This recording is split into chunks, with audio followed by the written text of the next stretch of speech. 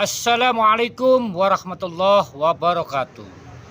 Jumpa lagi dulur bersama Gus Gendeng Hidayatullah di channel Kisah Islam 87. Video kali ini saya ingin mengkisahkan atau menjabarkan 3 alasan Allah memilih Nabi Isa untuk membunuh Dajjal dalam Al-Quran ya. Semoga bermanfaat dan kita semua senantiasa mendapatkan hidayah, rahmat dari Allah Subhanahu wa Ta'ala, dan mendapatkan syafaat dari Rasulullah SAW.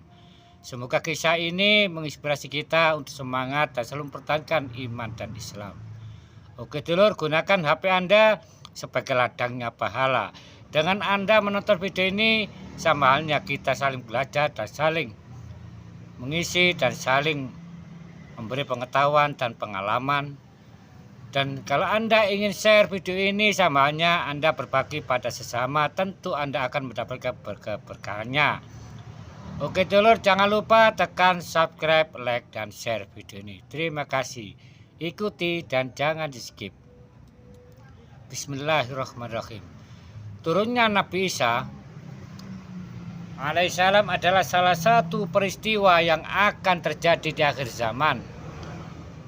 Nabi Isa diutus oleh Allah Subhanahu wa Ta'ala untuk membunuh Dajjal.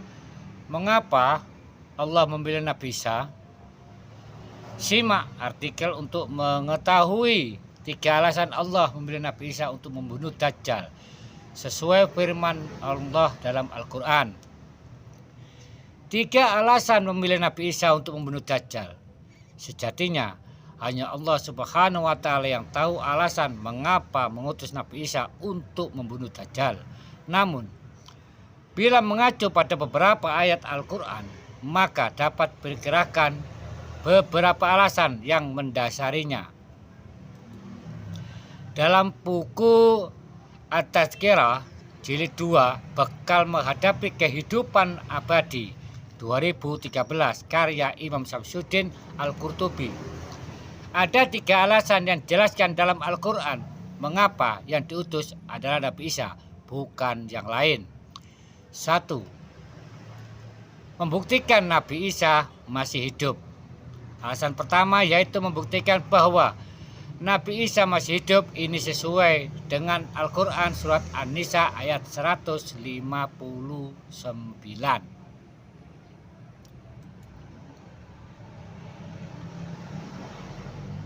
Di sini sudah dijelaskan, artinya tidak ada seorang pun dari ahli kitab kecuali akan beriman kepadanya, dalam tanda kurung Isa, sebelum kematiannya. Dan di hari kiamat nanti Isa itu akan menjadi saksi terhadap mereka. Quran surat An-Nisa 159. Hal ini membuktikan bahwa tuduhan Nabi Isa telah disalib kaum Yahudi adalah salah. Sebab selama ini kaum kafir mempercayai bahwa Nabi Isa sudah wafat.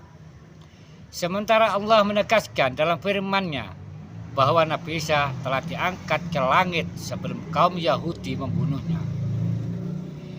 Di hari akhir, Dajjal muncul dengan segala tipu dayanya. Kemudian dibaiatlah dia oleh kaum Yahudi. Kaum Yahudi juga bersedia menjadi bala tentaranya dengan keinginan membalas dendam terhadap kaum muslimin.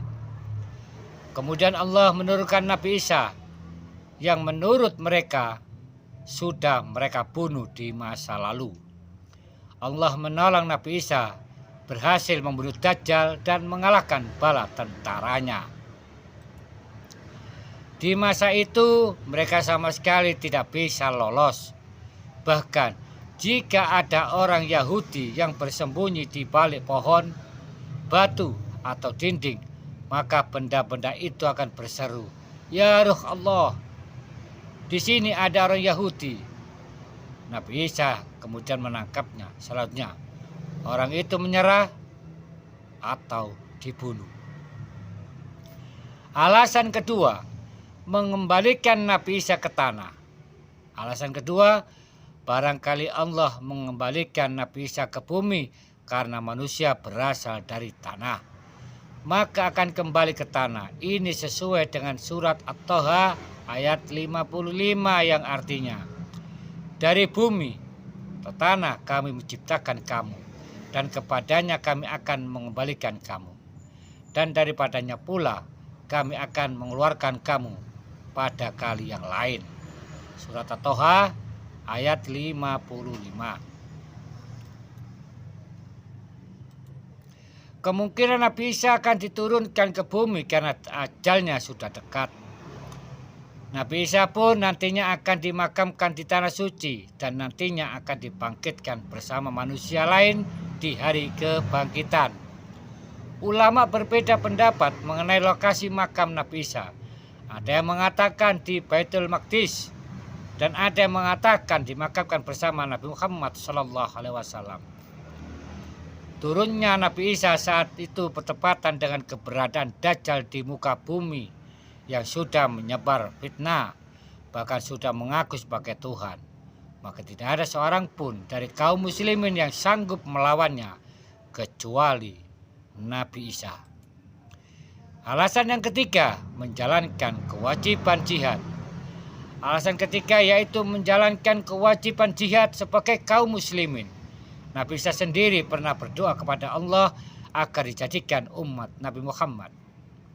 Maka Nabi Isa diturunkan ke bumi untuk berjihad untuk menjadi umat Nabi Muhammad.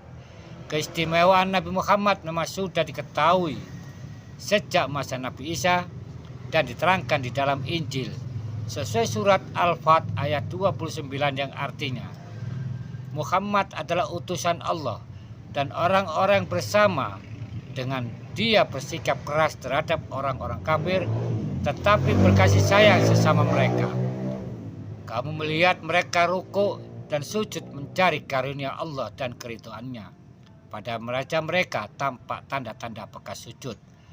Demikianlah sifat-sifat mereka yang diungkapkan dalam kitab Taurat dan sifat-sifat mereka yang diungkapkan dalam kitab Injil.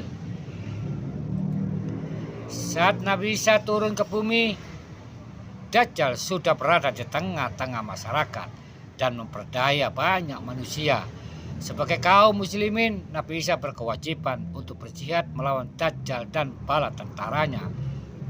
Demikian tadi telah kita ketahui 3 alasan Allah memilih Nabi Isa turun ke bumi dan membunuh Dajjal di hari akhir. Bisa saja ada alasan-alasan lain selain yang disebutkan di atas. Sebab sejatinya hanya Allah yang mengetahui alasan ditetapkannya segala sesuatu. Allah alam. Terima kasih telah menonton video ini. Semoga bermanfaat dan semoga pertemuan kita senantiasa mendapatkan keridhaan dari Allah Subhanahu wa taala dan mendapatkan keberkahan. Dan gunakan HP kita ini sebagai ladangnya pahala dengan menonton hal-hal yang baik, menonton hal-hal yang berguna. Dan apabila Anda share, senantiasa Anda akan mendapatkan pahala dan berkah karena sama-sama membantu. Mohon maaf apabila ada kekeliruan kata atau pengkhilafan dalam bertutur kata. Saya Gus Gendeng Hidayatullah, hanya manusia biasa.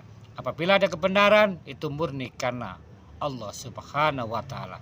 Dan apabila ada kekhilafan, itu karena kedhaifan saya sebagai manusia. Akhirul kalam wabillahi taufik wal hidayah. Assalamualaikum warahmatullahi wabarakatuh.